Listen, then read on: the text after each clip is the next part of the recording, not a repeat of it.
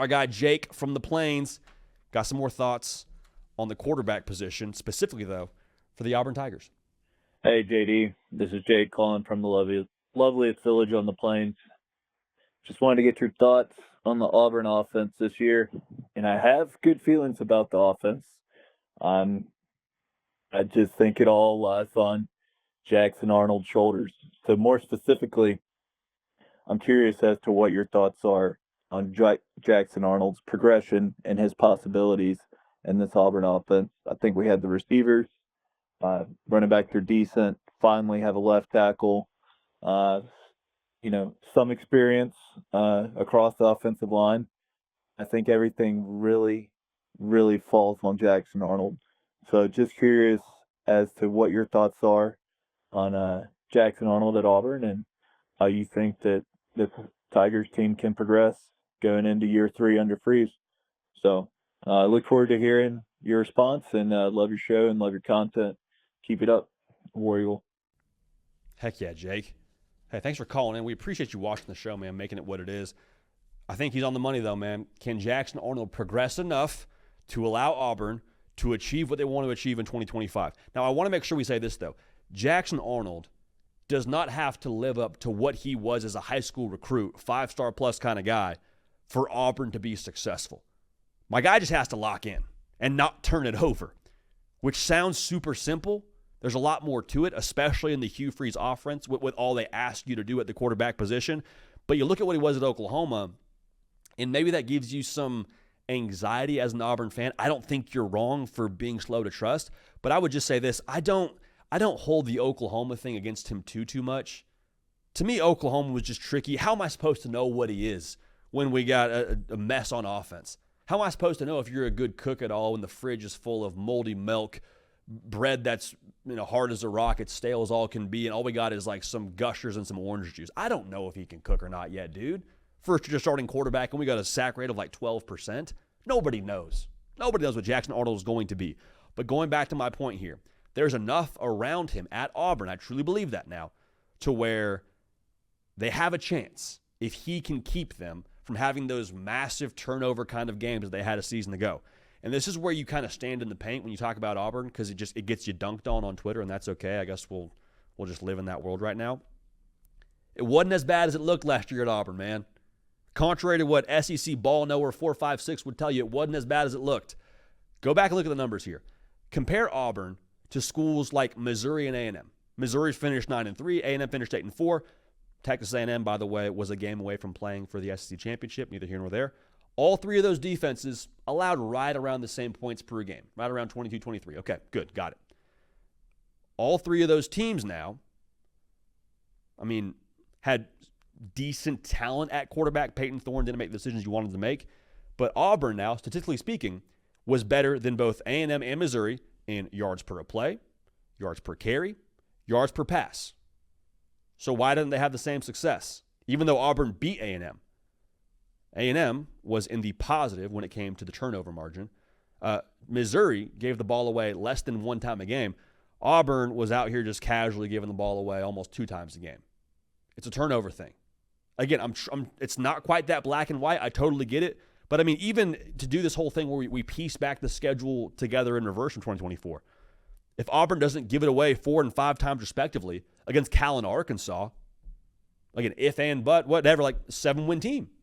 If Auburn is able to continue to score points and not turn the ball over against Missouri, win that football game, 8 wins. So my point in all this is there is so much there to where Auburn's not as far off as a 5-7 record would indicate. Now, not being far off doesn't really matter if you can't actually make up that distance and not turn the football over. That's kind of the whole thing here. The thing for Jackson Arnold, though, I don't need to see all the NFL throws. I don't need to see him have this incredible statistical season. All I need to see him do, what I just said, take care of the football, get the ball to your freak shows, man. Get the ball to Cam Coleman. Get the ball to Eric Singleton. Do it consistently. Do it efficiently. If that happens, you will win a lot of games. It's like movies, man. Get Leo on the screen, and I'm going to go see that movie. Get Tom Cruise in there. We're in good shape. Get Will Ferrell in there. I'm watching it. Same. It's not hard, bro. It's a personnel thing. I say it's not hard sitting up here on the on the desk, not having actually to do it. But the point I'm trying to make here is get the ball to your playmakers because you have enough out there to go win at a high level in the SEC. Now, win at a high level and what you expect from Auburn in 2025 is really where this gets a little bit more complex.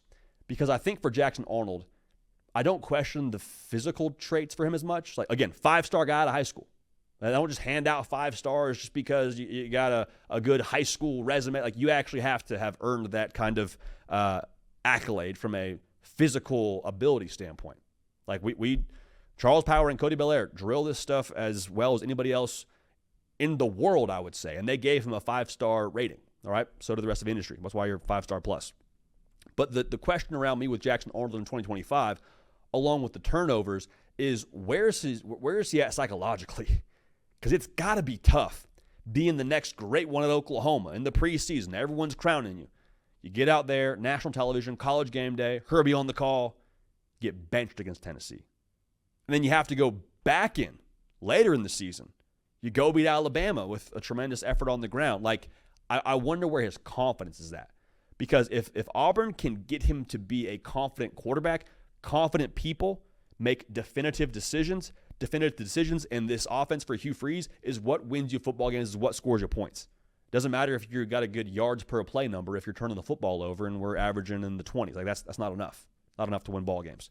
Now, Auburn on defense, very quietly bringing back 60% production, kept your defensive coordinator DJ Durkin from going somewhere else. I know Ohio State at one point was maybe in the mix for a DJ Durkin. I don't know, but the fact that he didn't go somewhere like that, again, I don't know how serious it got, but the fact that you're paying him probably indicates there was some other people trying to get him on their staff. The fact that DJ Durkin didn't leave, I think indicates some small amount of confidence from him that Auburn's going to be in good shape here going forward, some belief in their system. Here's what I want to say, though, if you're an Auburn fan. Success in any field or walk of life is determined by your expectations. Like Phil Dunphy, Modern Family, one of my favorite television fathers, he says, the greatest things in life can happen to you if you just lower your expectations. Now, not long term. I'm just saying for this year now, if you're saying, hey, Auburn, success for us is 10-2, make the playoff, be in Atlanta, you're going to probably be disappointed. Not 100%, but like that's probably the way that you would feel right now, if we're just going to go ahead and kind of call our shot a little bit. But if your expectations are, let's go 8-4, I think that's reasonable.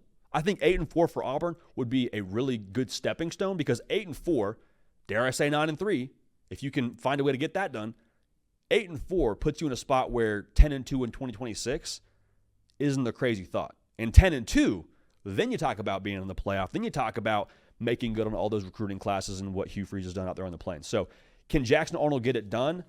I think so, but it doesn't have to be Jackson Arnold's all SEC and, he's throwing for 4,000 yards. It could just be, hey, Jackson Arnold didn't give the football to the other team, made good decisions, and Eric Singleton and Cam Coleman went berserk. Defense was good, and we won 8 games.